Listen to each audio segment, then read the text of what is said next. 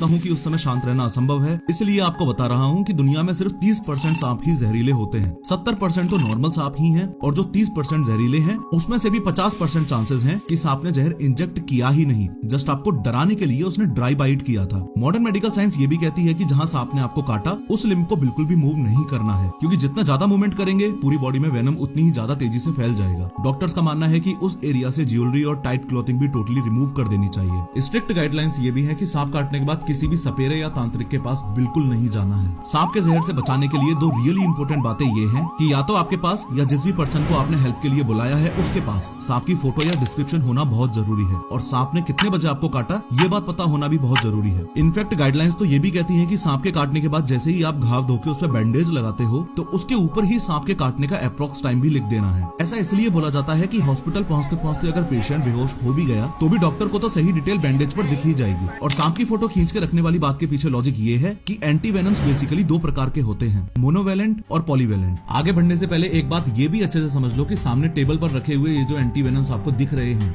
सांप काटने का ये एकमात्र इकलौता इलाज है। ये मोनोवेलेंट वाली डिब्बी के अंदर वो एंटीवेनम है जो उस पर्टिकुलर सांप के लिए ही बनाया गया है। जैसे कोबरा का एंटीवेनम अलग होता है और रेटल स्नेक का अलग होता है एक्सेट्रा। लेकिन पॉलीवेलेंट वाली डिब्बी के अंदर एक कॉमन एंटीवेनम होता है जो काफी स्नेक बाइट्स पर असर करता है और कुछ कुछ पर असर नहीं भी करता है। अब पेशेंट तो हॉस्पिटल पहुंचते पहुंचते बेहोश हो सकता है, लेकिन अगर आपके पास फोटो हुआ तो आपको सही एंटीवेनम दिया जा सकता है। सोचो अगर आपने गलत डिस्क्रिप्शन दे दिया और किसी दूसरे सांप का एंटीवेनम डॉक्टर ने पेशेंट के शरीर में डाल दिया तो। सांप के जहर से कैसे बचना है वो तो आपको समझ आ गया, लेकिन इस वीडियो